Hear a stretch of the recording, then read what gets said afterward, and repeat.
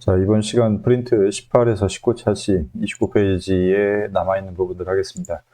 여기서부터는 조선의 통치 제도들에 대해서 살펴볼 건데, 먼저 중앙통치체제, 당시 경복궁 주변에 어떤 관청들이 있었는지를 보는 건데,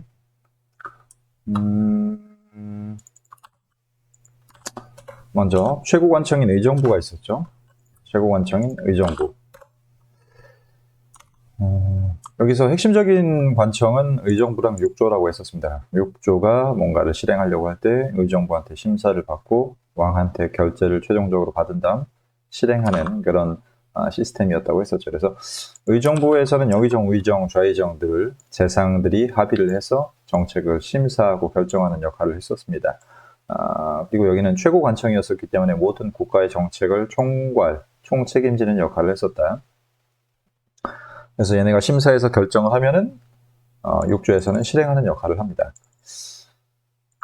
이게 일단 핵심적인 시스템이고, 다른 관청들이 어떤 것들이 있었는지 볼 텐데, 중요한 3사는 조금 이따가 마지막에 보고, 기타 관청들을 먼저 보겠습니다.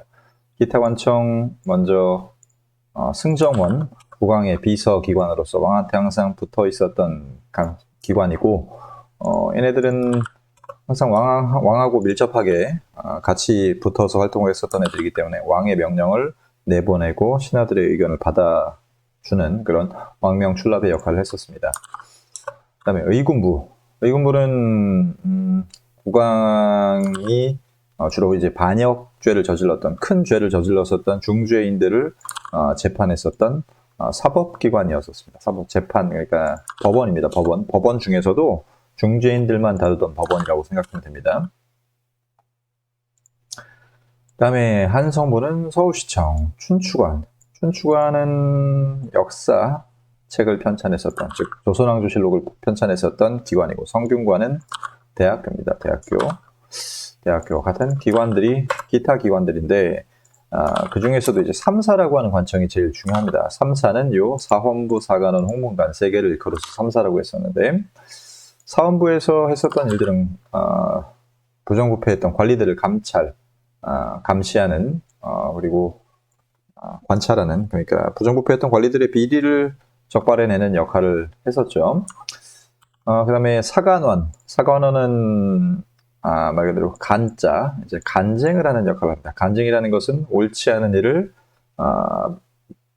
지적하는 역할, 특히 이제 국왕이나 아니면 높은 관리들이 옳지 않은 일을 했을 때 지적하는 역할을 하는 것을 간쟁이라고 합니다. 서경, 간쟁, 봉박이라고 해서 우리 고려시대를 배울 때, 고려시대의 정치제도를 배울 때 간쟁에 대해서 배운 적이 있습니다. 여기 19페이지에.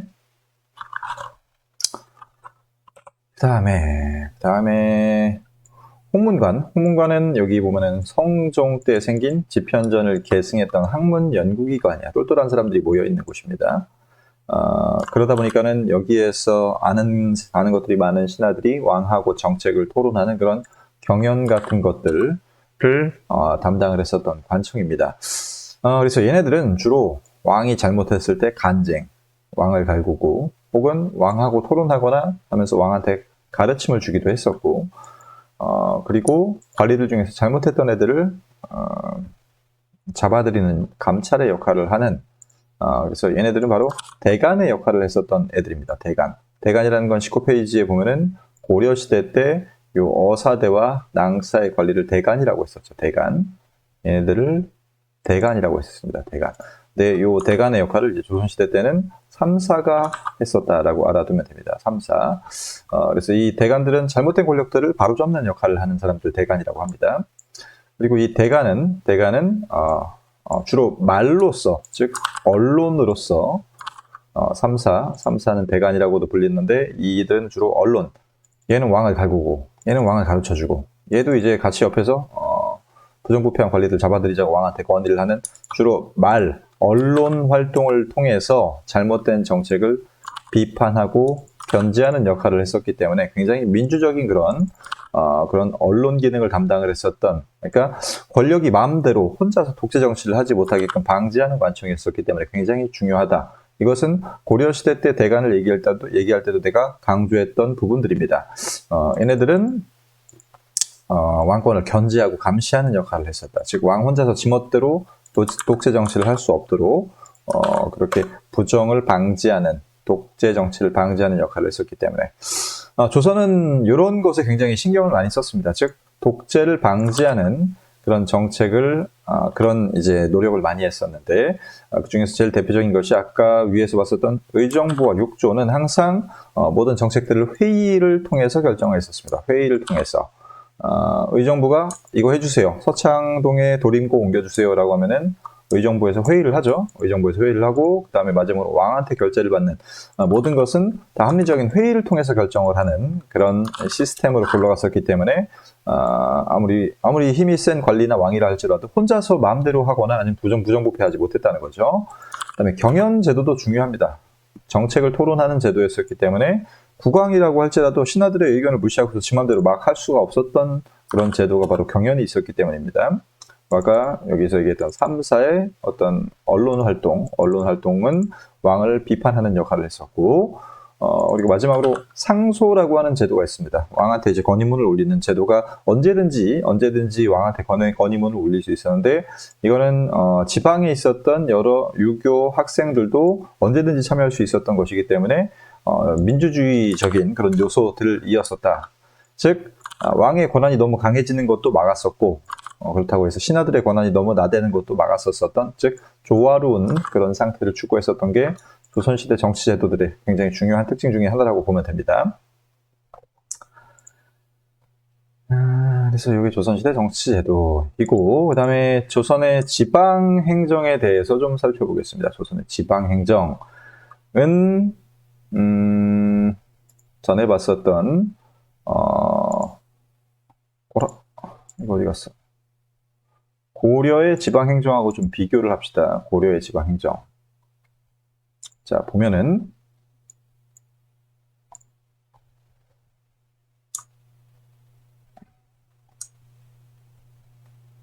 자, 이렇게 같이 놓고 봅시다. 여기 보면 고려는 총 5개의 도와 2개의 계, 5도 양계였었는데 조선시대에서는 이 5도 양계가 총 하나, 둘, 셋, 넷, 다섯, 여섯, 일곱, 여덟, 8도로 통일이 됩니다. 8도로 통일이 됩니다. 8도. 그리고 고려시대 때 각 지방 도에 보냈던 관리들을 일컬어서 관찰사라고 했지만 조선시대에는 안찰사라고 다시 고려시대에는 요 각 도에 파견했던 관리들을 안찰사라고 했지만 조선시대 때는 각 도에 보내던 관리들을 관찰사라고 했었습니다. 관찰사라고 하는 지금의 도지사급의 관리들을 파견했었습니다. 얘네들은 각 도의 행정을 총괄했었고, 도 밑에는 수령이라고 하는 관리, 지방관들이 파견됩니다. 군과 현이라고 하는 지역에 도 밑에 군과 현이 있었는데, 이 군과 현에는 수령들이 파견됐었죠. 군, 현이 일단 대표적입니다. 부랑 목은 약간 특수한 지역이고, 군과 현에는 수령들이 파견됩니다. 이거는 고려시대 때랑 비슷하죠. 근데 고려시대 때랑 약간 틀린 점은 고려시대 때는 수령이 파견되는 현인 주현과 수령이 파견되지 않는 현인 속현이 있었고, 그 중에서도 고려시대 때는 주현보다는 속현이 훨씬 더 많은, 즉 수령이 파견되지 않은 군현이 훨씬 더 많았었습니다. 그런데 조선시대에는 모든 군현에 다 수령이 파견됐다는 특징이 있습니다. 모든 군현에 수령이 다 파견됐었다라고 하는 특징. 그래서 제일 높은 8도 지역에는 관찰사를 보냈고, 이 관찰사들은 수령을 감독하고 지휘하는 역할을 했었습니다. 그리고 그 밑에 군과 현에는 수령이 있었으나 이 수령은 고려시대랑은 다르게 모든 지역에 다 파견이 됐었다. 즉 고려시대 때의 속현이 훨씬 더 많았지만 그 속현은 이제 다 없어졌다는 얘기입니다. 그래서 중앙 양반이었던 이 수령과 관찰사가 각 지방에 파견이 되는데, 이 사람들은 근데 그 지방의 사정을 잘 모르는 사람들이기 때문에 그 지방에 원래부터 있었던 토착 관리인 향리의 도움들을 많이 받았었습니다. 향리가 수령을 도와주거나 관찰사를 도와주는, 수령을 보좌하고 행정적인 실무를 담당하는 그런 향촌 관리들이었었는데, 고려시대 때는 좀 얘네가 권한이 강했었어요. 왜냐면은 수령이 파견되지 않는 곳에는 향리가 거의 왕이었었단 말이야.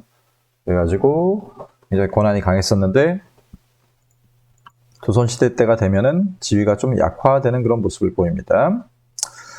그다음에 조선시대 때 지방행정 제도 중에서 좀 또 하나 특징적인 것은 유향소라고 하는 관청이 있었습니다. 유향소.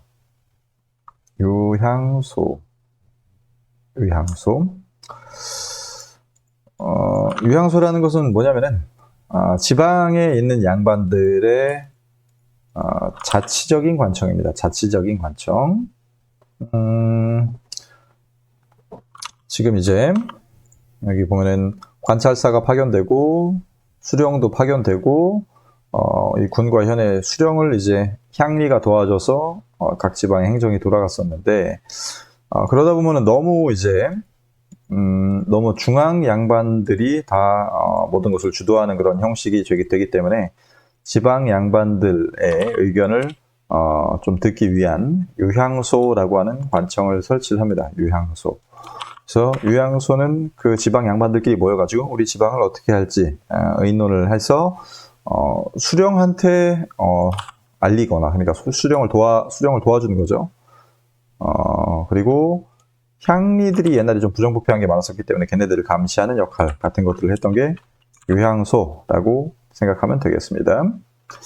그다음에 관리선발제도. 관리선발제도는 주로 이제 조선시대 때는 훨씬 더 능력을 중요시하는 방향으로 바뀌게 돼서 예전보다는 과거가 훨씬 더 중요시되는, 과거 시험이 훨씬 더 중요시되는 모습이 보이고, 음서는 부모님 아빠백을 통해서 이제 관리가 되는 건데, 이 음서의 범위가 굉장히 축소됩니다. 일단 여자 집안이나 사위 집안에는 음서를 주지 못했고, 그리고 음서의 범위도 5품 이상의 관리가 아니라 2품 이상의 관리만 음서를 이제 자식에게 줄 수가 있었습니다. 그래서 음서제도가 시행되기는 했었으나 과거가 훨씬 더 중요시 됐었다는 거. 그리고 천거라고 하는 추천제도도 있었습니다만은 요거는 엄청나게 뭐 관리를 많이 뽑았던 그런 제도는 아니고. 자, 과거 제도의 종류는 문과, 일반적인 정치인들을 뽑는 문과와, 그리고 무과라는 게 좀 신설되는 게 특징이죠. 무과는 고려시대 때는 없었었어. 고려시대 때는 스님들을 뽑는 승과가 있었어, 오히려. 그다음에 잡과를 통해서 기술관을 뽑아서 고려시대와는 다르게 무과를 제도화했다는 거가 중요한 특징 중에 하나이다. 무과를 제도화했었다. 그다음에 서경제도라고 하는 게 있었죠. 이것도 대간이 5품 이하의 관리를 임명할 때 왕한테 동의할지 안 할지를 얘기해주는 제도로서 고려시대 때부터 있었던 대간의 고유한 제도입니다. 관리 임명을 할 때 대간이 동의할 수 있는 권한입니다. 그 다음에 상피제도라고 해서 공무원들의 가족들끼리는 한 지역에 같이 근무를 못하게 하는 제도인데 이게 이제 요즘에도 좀 실시가 되고 있죠. 공무원들끼리 가족들끼리 붙어있으면 자기들끼리 다 부정부패하게 해먹을 수 있기 때문에 가족들끼리 붙어있게 하는 것을 방지했던 제도가 상피제도입니다. 군사제도는 중앙에 5위, 서울에는 총 5개의 부대, 지방에는 병영과 수영이 각 지역마다 있었습니다. 인천 병영, 전라 병영, 그리고 뭐 경상 수영 뭐 그런 식으로 해서 지방 군대가 각 지역에 퍼져 있었다라고 알아두면 됩니다. 근데 이렇게 굴러갔던 조선의 정치 시스템이 조선 후반부가 되면 굉장히 많이 바뀝니다. 임진왜란이 중간에 터지고 나서 임진왜란 때 요 경복궁, 조선의 이제 핵심적인 궁궐이었던 경복궁이 불에 타버려요. 그래가지고 경복궁이 불에 탔기 때문에 왕들이 여기 옆에 있었던 창덕궁으로 이사를 갑니다. 이 경복궁은 완전히 이제 폐허 상태가 됐었어. 아예 없는 거야. 임진왜란으로 인해서 여기 불타버려서 아예. 그러다 보니까 왕이 창덕궁으로 들어가 있다 보니까는 여기 있는 의정부와 요 육조 혹은 요 사관원 사원부 같은 요쪽은 잘 가지 않고 창덕궁과 그 주변에 당시 새로 생긴 관청인 비변사가 핵심적인 관청으로 떠오르게 됩니다. 여기 그래서 밑에 외란 이후에 비변사라고 하는 관청에 대해서 보겠습니다. 비변사. 자, 원래 이 비변사라고 하는 관청은 뭐냐면 원래 조선시대 초반에는 없었던 관청이야. 여기 보면은 의정부, 사원부, 사관원, 홍문관이 있었고 승정원이 있었고 의금부 뭐 이런 것만 있었는데 여기에는 비변사는 없었어. 비변사는 나중에 생긴 관청이야. 이거는 나중에 생긴 관청인데 이게 왜 생겼냐면은 원래 다른 외적들이 침입을 했을 때, 딴 나라 사람들이 쳐들어왔을 때 국방 문제를 논의했었던 임시적인 관청이야. 그러니까 쉽게 얘기해서 일본 해적들이 막 쳐들어왔어 우리나라. 그러면은 관리들이 어디로 모이는 거야? 여기 바로 비변사라고 하는 관청으로 모이는 겁니다. 이거는 항상 설치되어 있는 건 아니고 전쟁이 났을 때만 얘네들 어떻게 내쫓지라고 하는 걸 논의하는 임시적인 관청이야. 그래서 일본 해적들이 쳐들어왔을 때 만약에 그러니까 모이게 되면은 막 다 모이는 거야. 군사 전문가도 모이고, 그 다음에 어디에서는 전쟁 때 무기 전문가도 모이고, 그 다음에 어디에서는 뭐 군인들한테 밥도 줘야 되니까 밥 짓는 전문가도 모이고 해서 모든 전문가들을 임시적으로 모아놓은 기관이야. 어떻게 일본 애들을 물리칠 것인가, 어떻게 전쟁을 효율적으로 할 것인가를 논의했던 관청이야. 그래서 일본 해적을 물리치면 이 관청은 없어집니다. 비변사는 잠깐 세웠다가 없어지는 관청이었었어. 전쟁 때만 세우는 관청인데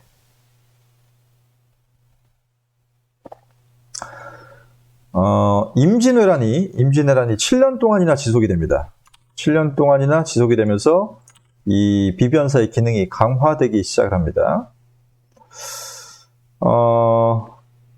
그러니까 예전에는 이 각 분야의 전문가들이 부서마다 나눠져 있었어. 의정부, 이조, 호조, 예조, 병조 뭐 해서 각 분야의 전문가들이 관청마다 나눠져 있었는데 임진왜란 때는 급하단 말이야. 급해가지고 우리는 결국은 비변사에 다 모여가지고 모든 일을 빨리빨리 처리하니까는 여기가 되게 효율적인 관청이 됐었던 거야. 그래서 이 비변사의 권한과 기능이 굉장히 강해지는데 일단 구성원 자체가 늘어납니다. 구성원 자체가 늘어나서 삼정승, 즉 영의정, 우의정, 좌의정만이 아니라 여러 높은 관리들이 다 참여를 했었고 그다음에 군사 문제만 논의하는 게 아니라 모든 일을 다 논의하는 핵심적인 관청으로 굉장히 최고 관청, 국정 전반을 논의하는 최고 관청으로 성장하게 되죠. 그러다 보니까 여기 비변사가 너무 많은 일을 처리하게 되다 보니까 여기에 권한이 세지고 그러다 보니까는 얘네가 심지어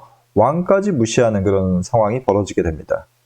왕까지 무시하는. 그래서 결국 국왕과 육조, 의정부 중심의 이런 체계가 유명무실화되고 왕권까지 약화시키는 그런 폐단이 나타나게 되자 이걸 나중에 흥선대원군이라고 하는 사람이 폐지시키고 대신에 의정부를 다시 부활시킵니다. 특히 19세기의 세도 정치라고 하는 특정 가문들이 왕보다 힘이 더 세졌던 시기가 있었는데 조선시대 때 이 세도 가문이 비변사를 장악하게 되면서 왕도 무시하면서 자기들이 국정을 농단하는 그런 사태가 벌어지자 이걸 흥선대원군이 폐지시켜 버린다.